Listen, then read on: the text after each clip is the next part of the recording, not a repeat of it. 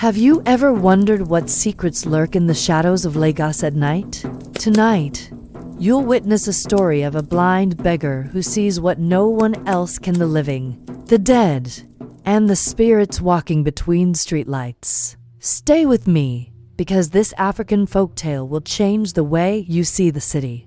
I am Amara Ahmed, and for most of my life I thought I understood Lagos.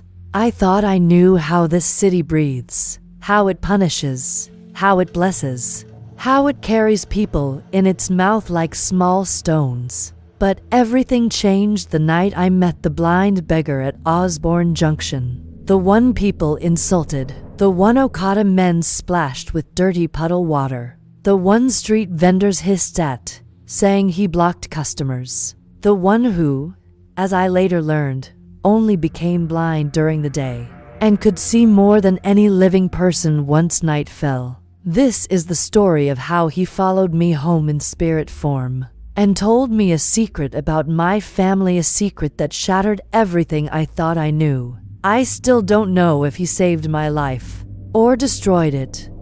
It was around 6:45 p.m., the blue hour, when Lagos starts changing skin. I'd just closed from work at a digital marketing firm in Ikoyi, wearing my usual black office trousers, white sleeveless top under a light blazer, hair in a neat puff, earphones in one ear, phone in my hand as I waited for my Bolt driver. Traffic was building, khaki horns blaring, exhaust fumes rising like small ghosts. That's when I noticed him.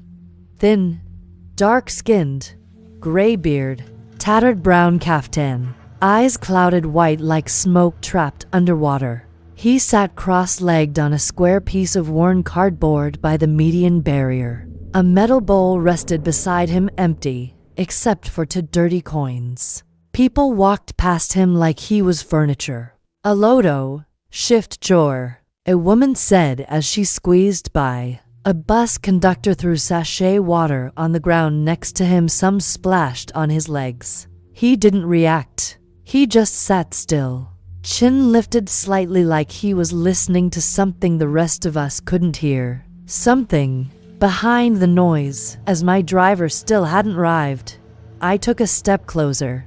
What made me pause wasn't how sad he looked. Lagos is full of sad stories, but how still he was. Still in a way no ordinary person is still. Like he wasn't entirely here. Then something stranger happened. A crowd of people walked by, but he tilted his head, following someone that none of us could see. The air around him felt colder, like he was sitting under shade that didn't exist. And then, in a voice barely above a whisper, he said, "You." The woman with light on her forehead. "Come." I looked around. No one else reacted. He was talking to me. My heart thumped. I stepped closer, cautious. "How did you know someone was here?" I asked. "Your eyes." He smiled, a slow, unsettling smile. "I do not see with these ones in the day. But when night comes, Lagos opens her true eyes to me." I felt a shiver travel through my spine. Before I could respond, my ride pulled up. I turned away, but he said one last thing: "Your house is no longer safe. Blood is waiting, and someone is lying to you." I nearly dropped my phone. "What are you talking about?" But he didn't answer. He just raised his face to the sky as if watching something climb into the sunset. I left quickly, telling myself he was just another mentally ill man. I was wrong.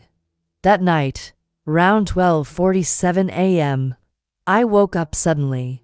You know that feeling when your spirit wakes before your body understands why. The room was dim, lit only by my phone charging near the window. At first, I thought the sound outside came from the compound cat, until it got louder.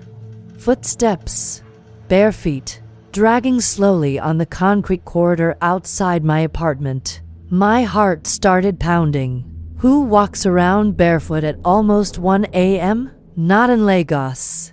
I sat up quietly. The footsteps stopped exactly at my door. Then a voice whispered, but not physically, Not through the door. Inside my head. Inside my chest. Amara open. I froze. It was the beggar's voice. I couldn't breathe. Open the door, he said again. Not with your hands. With your mind. I don't know how to explain what happened next. I didn't open the door, but suddenly he was inside my room. Not standing. Not walking through the door. Just there, like smoke gathering into human shape. He wasn't solid. Half of him looked real, half of him shimmered, fading in and out like a weak network signal. My throat dried. You followed me. He nodded. When night falls, I am not bound to the place where my body sits. I pressed my back to the wall, shaking. What do you want from me? He raised his hand slowly, and in that moment, I saw something terrifying. His palm was covered in tiny, glowing symbols. Old symbols. Not Yoruba, not Igbo, not Hausa. Older. Amara, he said softly. Your bloodline carries something you don't know, and someone in your family has hidden it. For 28 years. 28. My exact age. My chest tightened. Why me? I whispered. He stepped closer, becoming more solid with each second. Because the darkness that has followed your family is waking again, and only you still have a choice. When morning came, I convinced myself it was sleep paralysis or a nightmare, but the fear wouldn't leave. At 7 a.m., I called my mum in Enugu. Mummy, are we hiding something in this family? Did anything happen before I was born? She was silent for too long. Then she said, Amara, don't let Lagos stress turn you to superstitious person. Click. She ended the call. That was the first time my mother had ever hung up on me, and that told me everything. If you love these mystical African folk tales and want to see more secrets of the night, hit that subscribe button and join Legends by the Fire, your portal into Africa's hidden mysteries. That night, he came again. This time more clearly, standing beside my mirror, his reflection faint. Why are you haunting me? I whispered. I am not a haunting, he said. I am a warning. He stretched his hand toward me. Come, let me show you what I see. Before I could scream, the room dissolved. Suddenly I stood at the center of Lagos, not the Lagos of streetlights and cars, but a Lagos layered with spirits. Shadow people crossing roads, tall beings walking through walls, faces in puddles, eyes inside street lamps. The city was breathing, watching, listening, and right beside me, realer than ever. He said, this is Lagos at night. The Lagos only the dead, the blind, and the chosen can see. I trembled. Why show me this? He pointed at one shadow, a tall, thin figure standing behind my apartment building, watching my window. That one has followed your family for generations, he whispered, and he has been waiting for you. My stomach twisted. What does he want? Truth, the beggar replied, and sacrifice. He transported me again, this time to a memory I'd never seen. My father, young, sweating, terrified, holding a calabash in the courtyard of my late grandfather's compound. My grandfather standing before him, chanting. The beggar whispered, to save your father's life after an illness, a pact was made. Your life, in exchange for his. I nearly collapsed. No, you're lying. He shook his head slowly. You were not meant to live past the age of 28. Tonight is the last night. Unless you confront the shadow waiting outside your door. My whole body went cold. Why are you helping me? He smiled faintly. Because I too was once sacrificed. Silence. And I am tired of watching innocent people die in this city without understanding why. At exactly 11:59 p.m., power went out. Total darkness swallowed my estate. I knew it was beginning. The beggar appeared in the corner of my room fully this time, as solid as any living man. He pointed to the door. He is here. I felt the air shift. My door handle turned. Slow. Deliberate. Then a voice like dried leaves scratching concrete whispered Amara. The beggar stepped in front of me. Stand behind me. Do not speak.